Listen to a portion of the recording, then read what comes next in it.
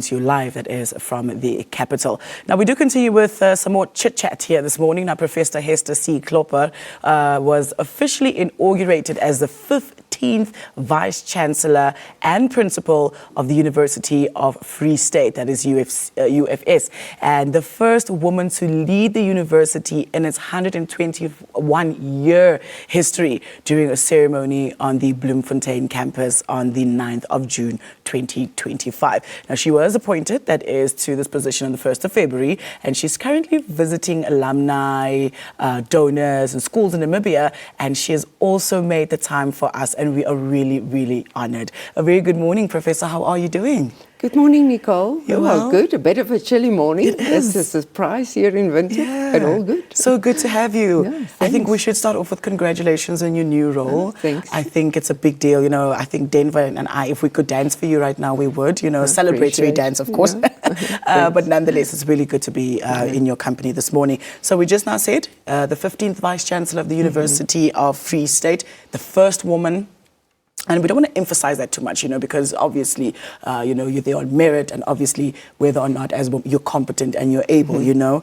But I think, Prof, if you can tell us, what do you hope, you know, what are you bringing to this new role? Well, first and foremost, it's important that we recognize being the first woman in such a role, of course, is a personal and a professional milestone. But for me personally, it's been around a milestone is not the end. It is bringing a certain type of leadership. And in addition, it's also important then to see how we open gates for other women in the future. But important to recognize is that there are many women leaders who've come before. It might not have been specifically in academia, but breaking barriers in terms of leading. And South Africa has actually been doing very well in women leadership, both at a governmental and level, but also in private sector. So I think that has really supported or opened the gates in terms of allowing one to step in. So what I hope to bring to the role as a woman is women lead differently. It's often leading from the heart. It is a care and a compassion that is embedded in who we are, but also in the collective of bringing people together. And that's what I hope to bring to this role. Fantastic. Now, you also know stranger, Prof, you know, to the education system, as we said, but you've also, you know, taken up various management roles as well. Tell us about that. And I actually want to also say, if you can just backtrack us into your life, and as you are inspiring other young individuals here this morning, tell us about that. Well, I started off studying health sciences. Of course, my first degree was in nursing science. And I always say that the clinical side of the work has given me a different approach. You know, as clinicians, we think in terms of systems, holistic approaches, but it's also about the care and the compassion. So that has really shaped me in terms of my leadership approach. But then in the academic space itself, I've come through the ranks. I've paid my dues. Yeah. Started off as a professor at a relative young age, but then teaching, learning, research, a very strong research focus later. Became head of a school, then a dean, and then prior to becoming the Vice-Chancellor at the University of the Free State, I was the Deputy Vice-Chancellor for almost 9 years at University of Stellenbosch. And my particular role there was around leading the strategy of the university. It was around the international affairs, so all the global partnerships and building networks and positioning the university globally. And the other part was around corporate affairs, which included both the communication, marketing, student recruitment, responsibility for the brand. And you know, if you look back in terms of a career journey, it is evident that, you know, each step prepares you for the next step. Yeah. And yes, I've been very fortunate to be in academia.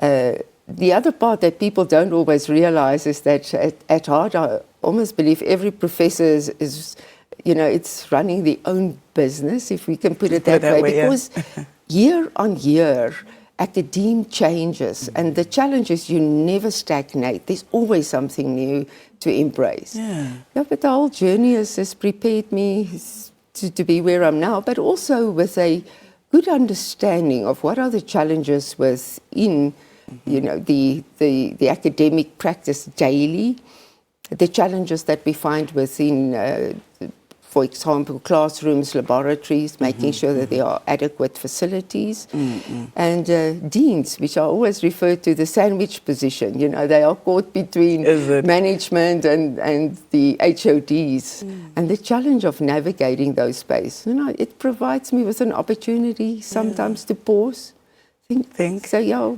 where do my colleagues find themselves, and how do I work with them to move forward? What a portfolio, Professor Klopper. And I think you just said it now, you've paid your dues, you know, but there's also a lot of work to be done, you know, and I think you just mentioned now there are challenges. You mentioned one or two.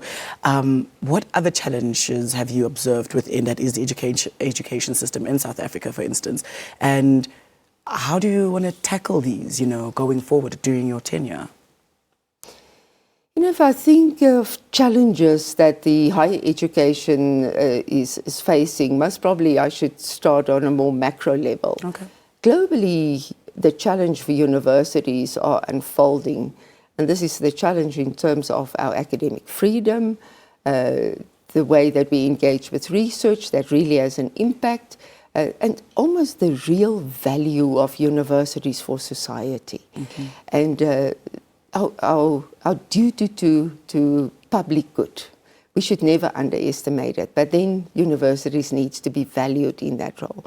And that has become a challenge globally. If I come closer to home in terms of the challenges that we are experiencing, and most probably around the world, and just in the recent days, the visit here, I've picked up some of those challenges here in Namibia as well.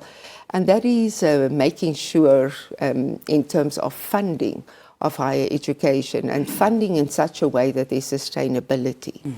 So in South Africa, the decision was made at the end of 2016 to establish what is referred to NSFAS, the National Student Financial Aid Scheme. Okay. And that has brought some challenges in terms of the national fiscus, making sure all the demands are met for those students who are qualifying, and really ensuring that they are put through the system in the best possible time.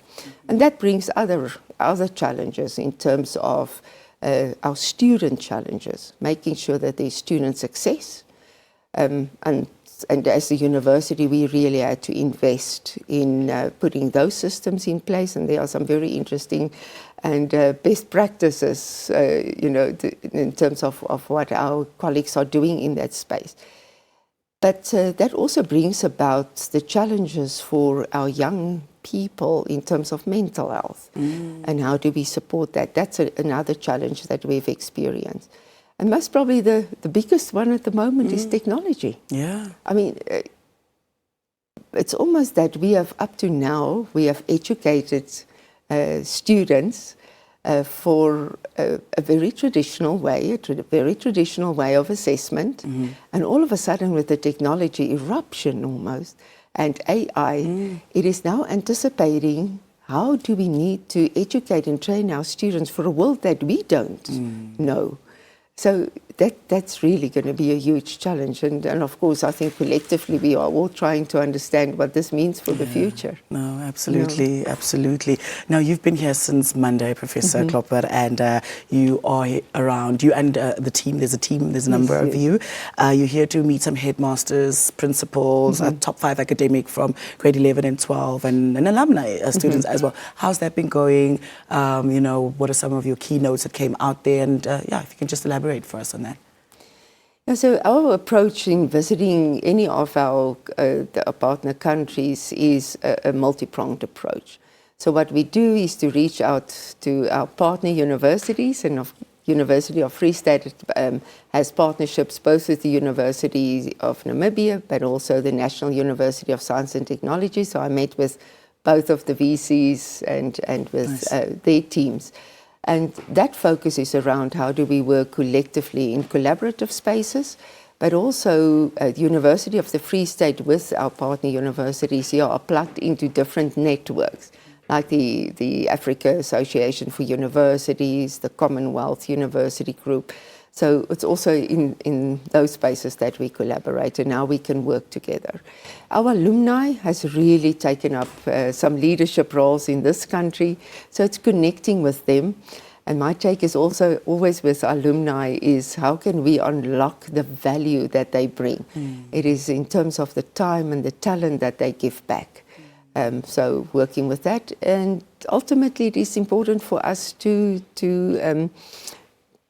get students to enroll with the University of the Free State, and that's why we are engaging with schools, but also then engaging with certain areas where it's critical for us to recruit postgraduate students into some of our areas that we will be highlighting and focusing on into the future, like the biotech, health tech, agri-tech, fintech. You know, it's really strong areas that we are growing. All right, thanks, Professor. Now, you also have 5 strategic pillars that you're very focused on to transform the University of Free State into a research-led, powerhouse.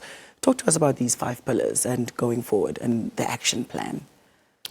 Well, the first pillar speaks to which is crucial for any university, and that's academic excellence.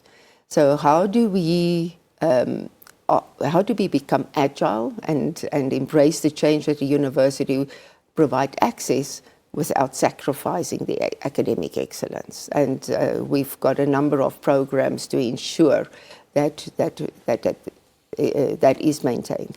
The second is around the one that you alluded to, being an innovative research-led university.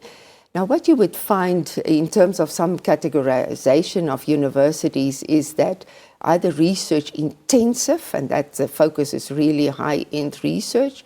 At the University of the Free State, we've made the decision that it will be a balanced approach in terms of research-led, so strong focus areas, but then not forgetting the most, also the important part of teaching, learning, excellence, and how that influence or impact research and then research into teaching, learning. But we are building a very strong ecosystem, what is referred to innovative knowledge ecosystem, where we can unlock the value of our research through the knowledge enterprise into commercial enterprise. So establishing that value chain. The third one is around building regional relevance. It doesn't help us that we always have, only the north-south relationships, but how do we build relationship with our region? And that is definitely, and that's part of the visit here, to build those partnerships and collaboration.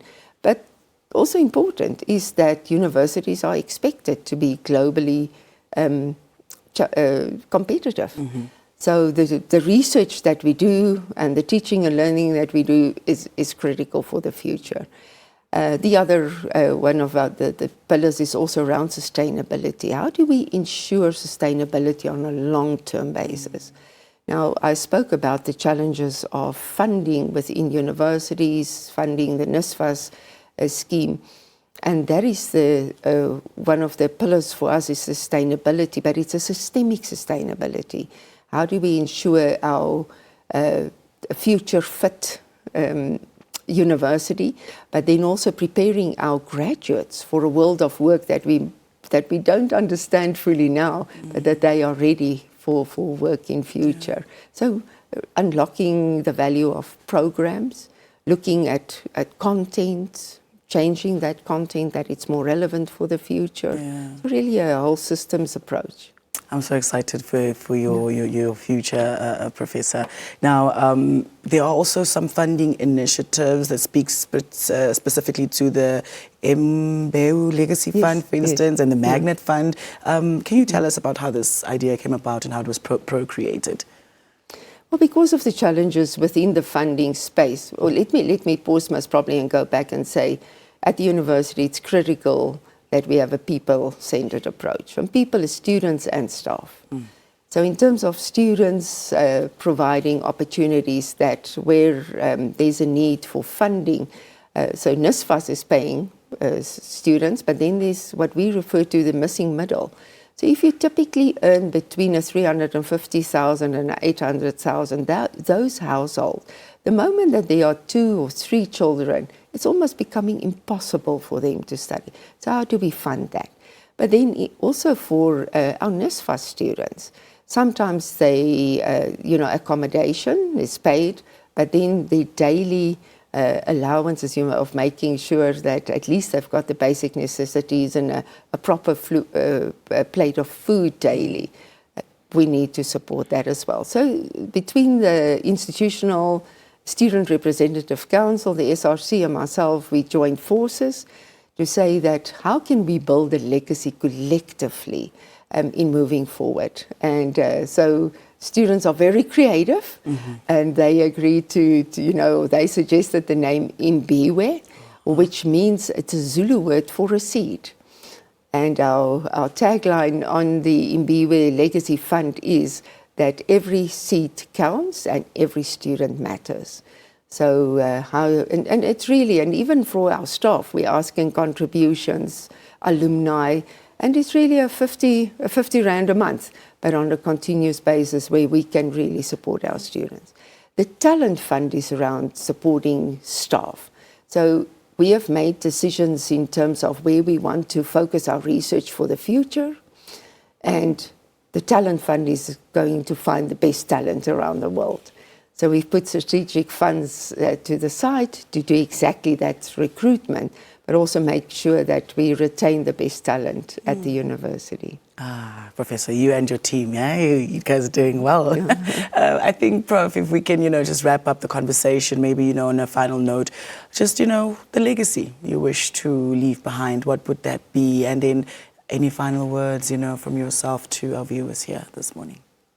Well, the University of the Free State is committed to what we refer to our North Star, and that is to responsible societal futures. And that is exactly the legacy that I hope myself and my team would leave. And that is that we leave the university in a better place than we found it. The challenge is really over the next 3 to 5 years of ensuring sustainability for the universities. And that's the legacy, that universities are for the ages, but that we can make a small contribution in the time that we are afforded, because I think it's an immense privilege to serve young people and to serve the education system of this continent. Yeah. Prof, thank you so much for your time. Thank you for being here. Congratulations once again. Thanks, and we look forward to fruitful things coming from you and your team, going forward.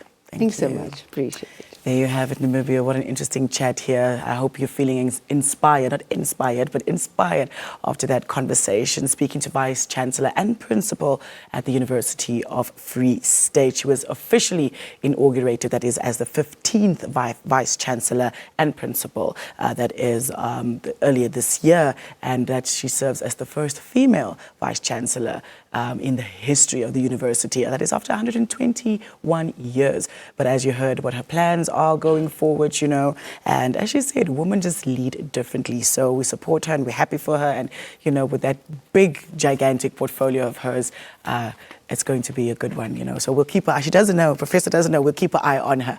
But yeah, so there you have it. We'll be back after the very short break. Stay with us.